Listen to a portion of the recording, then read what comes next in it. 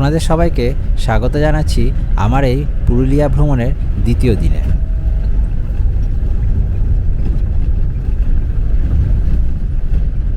পুরুলিয়াতে আমরা উঠেছি গিরিকন্যা ইকোস্টেতে, আর আজকে আমরা যাচ্ছি মরগুমা ড্যামে। এই গিরিকন্যা ইকোস্টে থেকে মরগুমা যাওয়ার রাস্তাটা দারুণ সুন্দর লেগেছে, আর আমরা এই রাস্তা দারুণ এনজয় করছি।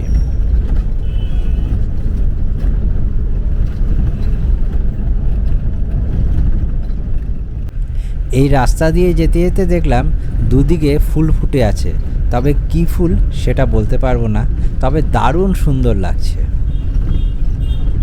আর জানলা দিয়ে হাত বার করা যাচ্ছে না, তার কারণ এই গাছগুলো হাতে লেগে যাচ্ছে।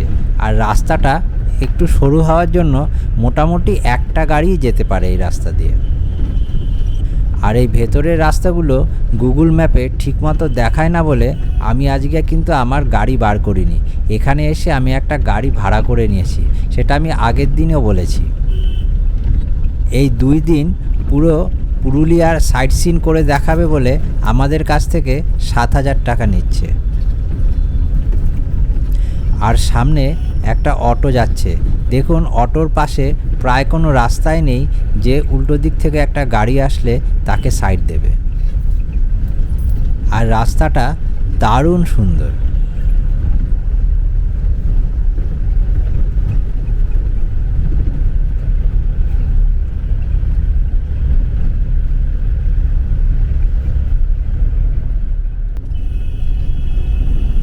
আর মাঝে মাঝে এরকম বড় বড় গাছ আছে যেগুলো শাল গাছ বা সেগুন গাছ হতে পারে। আমরা কিন্তু চলতে চলতে একটা পাহাড়ের ওপরে চলে এসেছি। এই রাস্তাটা এঁকে বেঁকে ছোট ছোট পাহাড়গুলিকে ক্রস করছে, আর আমরা মরগুমা ড্যামের দিকে এগিয়ে যাচ্ছি।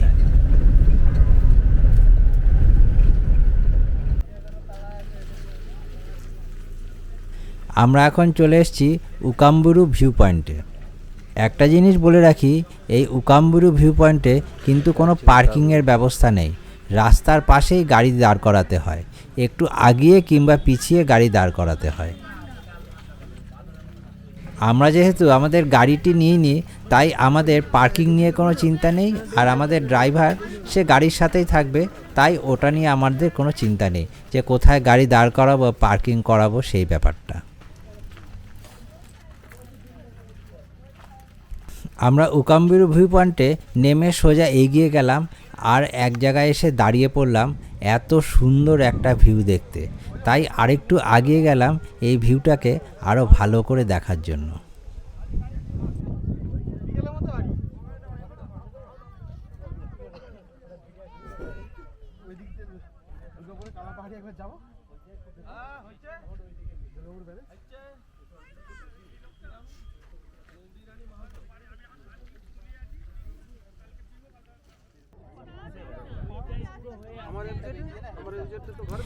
এটাই হচ্ছে উকাম্বুরু ভিউ পয়েন্ট। এখান থেকেই মরগুমা ড্যাম খুব ভালো দেখা যায়। আমরা এখান থেকে দাঁড়িয়ে মরগুমা ড্যামের অপূর্ব সুন্দর দৃশ্য উপভোগ করছিলাম।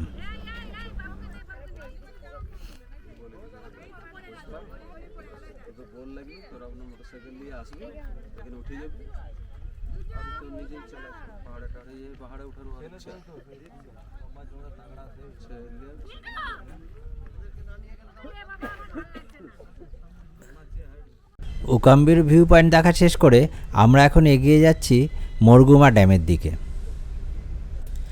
আর এই মরগুমা ড্যামে যাওয়ার রাস্তাটা সত্যি অসাধারণ। আর এই হচ্ছে মরগুমা ড্যাম।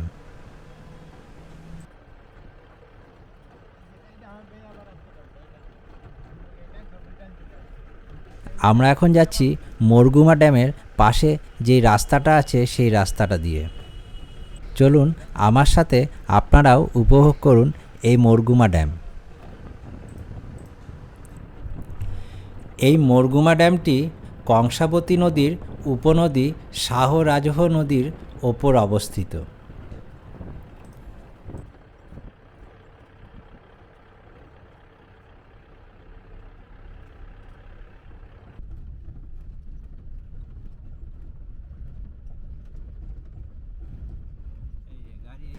আর এই মরগুমা ড্যামের উত্তর দিকে প্রচুর রিসর্ট গড়ে উঠেছে।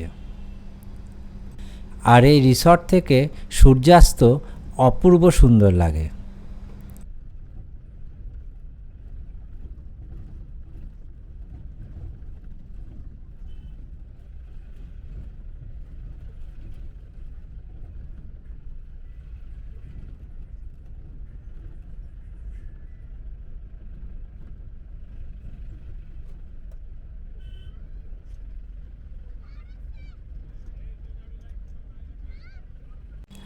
আর এই হচ্ছে মরগুমা ড্যাম।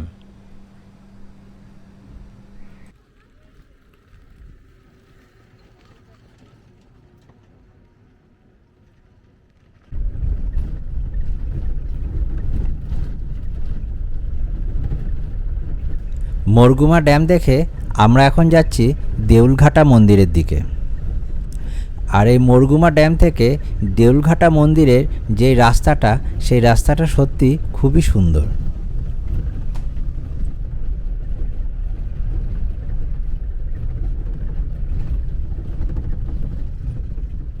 আমরা এখন পৌঁছে গেছি দেউলঘাটা মন্দিরে।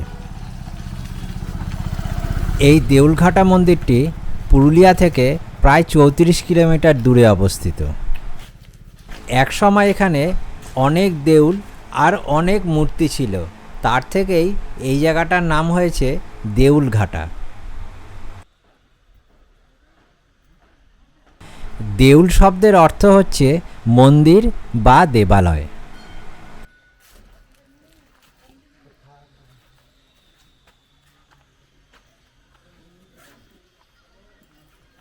এই জায়গায় খনন করে যে মূর্তিগুলো পাওয়া গেছে তার মধ্যে উল্লেখযোগ্য হল দুর্গা মূর্তি, চতুর্ভুজ মূর্তি, সিংহবাহিনী, রণচণ্ডী, গণেশের মূর্তি, শিবলিঙ্গ এবং আরও কিছু মূর্তি।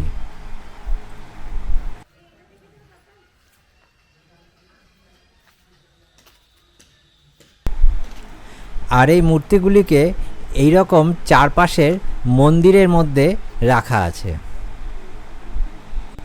আর আমরা একে একে সেই সব মূর্তি দর্শন করব। চলো।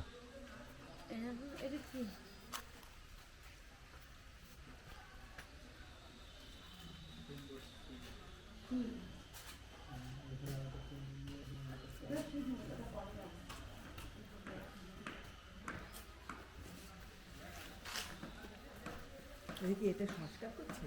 হ্যাঁ, ঢাকা ছিল না, এমনি ছিল। রিপেয়ারিং করছে, তাই আবার রং রং।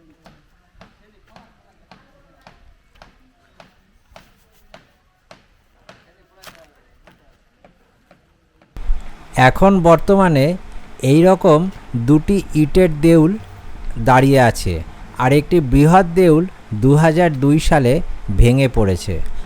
আর এই দেউলগুলোকেই সংরক্ষণ করা হচ্ছে।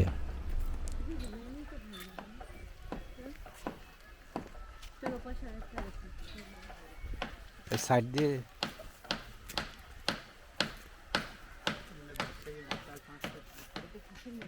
আমরা এখন প্রথম দেউলটি দেখে দ্বিতীয় দেউলের দিকে যাচ্ছি।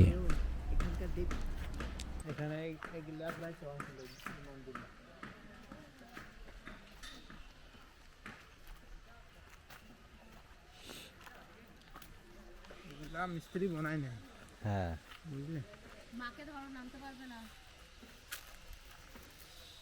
আর যেতে যেতেই আমাদের চোখে পড়ল একটি মন্দির, এবং সেই মন্দিরের ভেতরে আছে একটি শিবলিঙ্গ।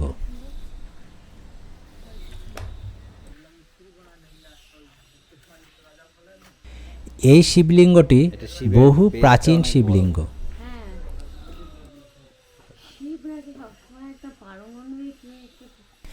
এবং এই শিবলিঙ্গের লিঙ্গর আকৃতিটি খুবই ছোট, আর এখানে নিয়মিত পুজো হয়, তাই এই ঘরে জুতো খুলে ঢুকতে হয়।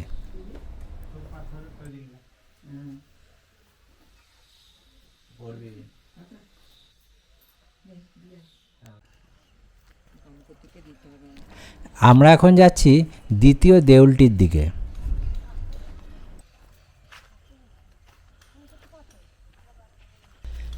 মনে করা হয় এই দেউলগুলো নির্মাণ করেছিল সেন বংশের এবং পরবর্তীকালে গুপ্ত বংশের রাজারা। এগুলোকে জৈন মন্দির মনে করা হলেও এর মধ্যে হিন্দু দেবদেবীর মূর্তি পাওয়া যায়, তাই এগুলিকে হিন্দু মন্দিরও বলা হয়। এইটা হচ্ছে ভেতরে শিব মন্দির থাকলে সেটা জল এখান দিয়ে এইভাবে বার হয়। শিবের মূর্তি এটা। হ্যাঁ, যে কোনো শিব। মানে এখন এখানে সংরক্ষণের কাজ চলছে। শতকের টাইমে আশা করছি বছর খানেক পরে এই দেউলগুলোকে খুবই সুন্দর লাগবে দেখতে।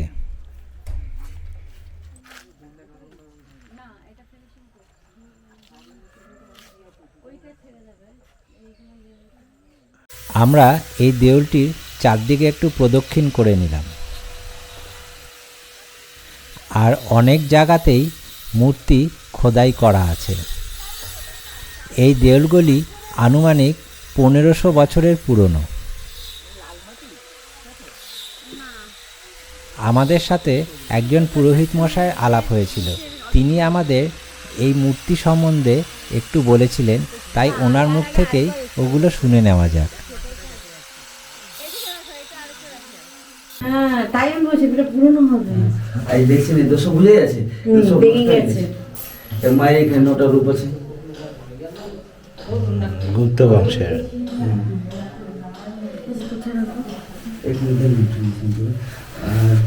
এখানে একটা বৈশিষ্ট্য আছে বুঝলেন, আমরা যেটা আশ্বিন মাসে দুর্গা পূজা করি সেটা থেকে কিন্তু আলাদা। মায়ের ডান পা থাকে সিংহের উপর, এখানে কিন্তু আছে মায়ের ডান পা মহিষের উপর আছে। এটা কিন্তু আলাদা বুঝলেন। এটা কিন্তু আমাদের মন্ত্রের সাথে মিল। আচ্ছা, এটা তো এই বটে না, দুর্গা বটে। হ্যাঁ, দুর্গা, ওই তো 10 পূজা। দুর্গা তো দুর্গা একটা না, দুর্গা আছে এক একজন এক এক রূপে দিয়েছে। কোন কি এটা? দুর্গা মা, দেখে যাও, গুপ্ত বংশের। আর এখানে আশ্বিন মাসে দুর্গা পূজা বুঝলেন, 5 দিন ধরে মেলাও লাগে এখানে। এখানে বলি প্রথাটা আছে বুঝলেন, আমার কাছে আছে না? এখানে বলি প্রথাটা আছে। বলি কি বলি হয় এখন? পায়রা, ছাগ- ছাগল, ছাগল বলি হয়। না, ওটা আলাদা, ওটা শিব পূজা করছি ওটা আলাদা। আগে বোধহয় মহিষ বলি হতো নাকি? না, মসলি এখানে নেই হতো। মহিষ এখানে হতো। নেবেন কি সুন্দর নেবেন। কেন ঢুকবেন না? আর ওই কয়ের রুমটা এবং শৈব এবং শাক্ত হ্যাঁ, শান্ত। এই দুটাই আছে আমাদের। হ্যাঁ, হ্যাঁ। শৈব ধর্ম আছে এবং শাক্ত ধর্ম আছে। হ্যাঁ, হ্যাঁ, হ্যাঁ। বেশিরভাগ আপনি যত মন্দির দেখলেন শিব মন্দির দেখলেন, হ্যাঁ, হ্যাঁ। আর এই শাড়িটা দেখছেন মায়ের রূপ। আচ্ছা। আর নদীর থেকে যখন উঠছেন আপনি, হ্যাঁ, হ্যাঁ। সেটাতে কিন্তু এই কোষ্ঠী, এটা হচ্ছে কিন্তু কোষ্ঠী পাথর। কষ্টি পাথরে।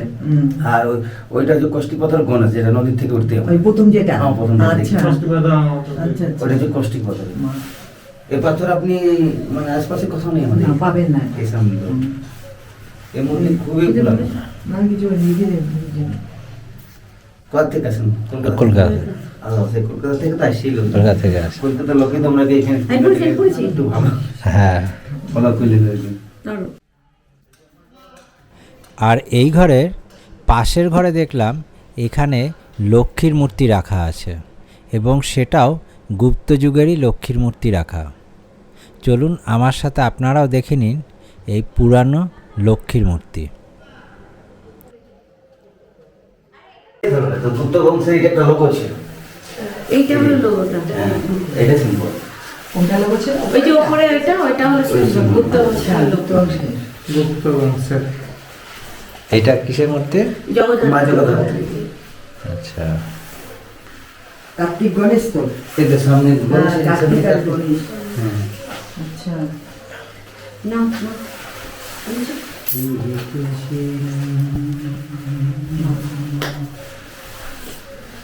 দিদি? আমি দিয়েছি। আর আমরা এখন যে মূর্তিটি দেখছি সেই মূর্তিটির নাম হচ্ছে রণচণ্ডী। এই মূর্তিটির 8টা হাত এবং 8টা হাতেই অস্ত্র আছে। এই মূর্তিটিও বহু প্রাচীন, সেই গুপ্ত যুগের আমলেরই এই মূর্তিটি। আর বাইরে এই রকম প্রচুর বুদ্ধের মূর্তি আছে বা মহাবীরের মূর্তি আছে, যেগুলো এই অবস্থায় ভাঙা অবস্থায় পড়ে আছে, যার ধর আছে কিন্তু মাথাটি নেই।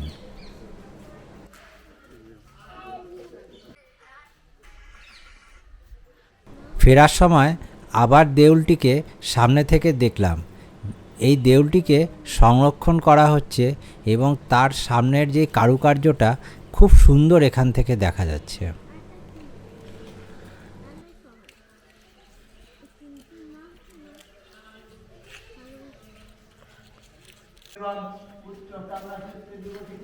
এবার আমরা চলে আসলাম এখানে সবথেকে জাগ্রত একটি শিব মন্দিরের কাছে। আর এইখানে পুত্র সন্তান কামনার জন্য পুজো করা হয়ে থাকে।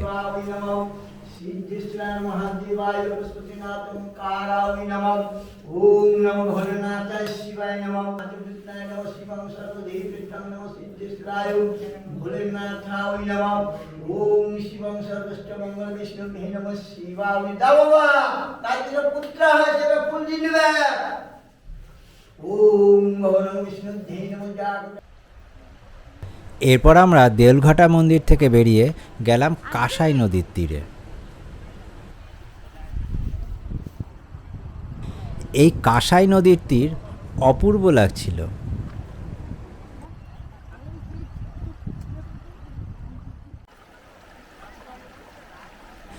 আমরা এই কাঁসাই নদীতে এই রাস্তা দিয়ে এসেছি, আর কি সুন্দর এই নদীটা বয়ে চলছে।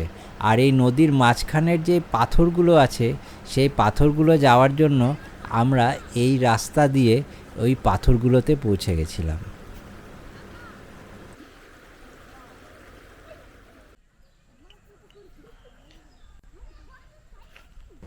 2002 সালে যে দেউলটি ভেঙে পড়েছিল সেটা হচ্ছে এটি। এটা এমনভাবে ভেঙে গেছে মনে হয় না এটাকে আর সংরক্ষণ করা যাবে।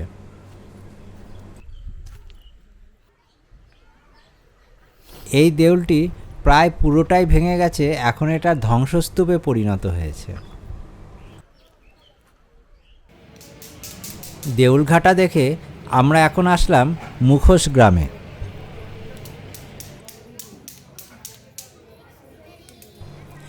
এখানে এত রং বেরঙের এত সুন্দর সুন্দর মুখোশ যে সবাইকে কেনার জন্য আকর্ষণ করেই। আর ঘর সাজানোর জন্য কোনটা ছেড়ে কোনটাকে নেব সেটাই একটা বড় প্রশ্ন হয়ে দাঁড়ায়।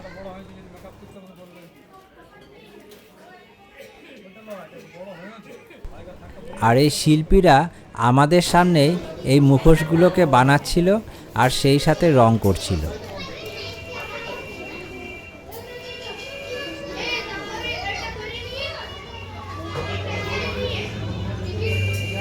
চলুন আমাদের সাথেও আপনারা দেখে নিন এই মুখোশ গ্রাম।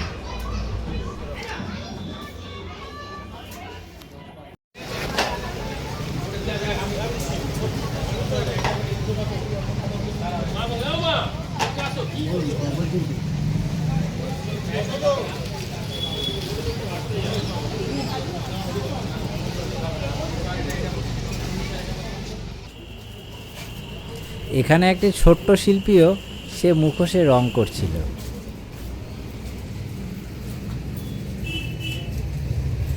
আর এটা হচ্ছে তার দোকান। এখানে বেশ কিছু মুখোশ আছে, খুবই সুন্দর।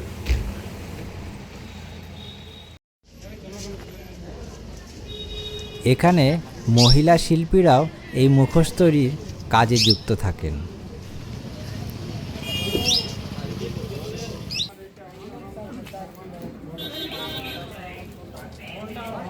আর এটা হচ্ছে অরিজিনাল ছৌ নাচের মুখোশ।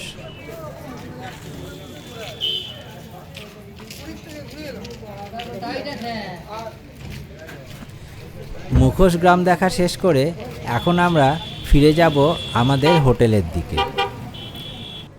আর আমাদের ফেরার রাস্তায় পড়ল সাঁওতাল গ্রাম। সাঁওতাল গ্রামের এই ঘরগুলো এরকম সুন্দর রং করা থাকে। আর এই রঙগুলো পুরোটাই কিন্তু প্রাকৃতিক রং, যেটা ওরা সামনের একটা পাহাড় আছে সেই পাহাড় থেকে কালেক্ট করে নিয়ে আসে, এবং সেইখানে সবুজ রং, খয়েরি রং এবং নানান রঙের মাটি আছে, সেই মাটি থেকেই এই রঙগুলোকে ওরা নিয়ে আসে। আমার পুরুলিয়া ভ্রমণ পর্বের দ্বিতীয় দিনের পুরুলিয়ার ভ্রমণ আমি এখানেই শেষ করছি। আর এরপরে আমরা হোটেলে চলে যাব আর ফিরে আসছি আরেকটা নতুন ভিডিও নিয়ে।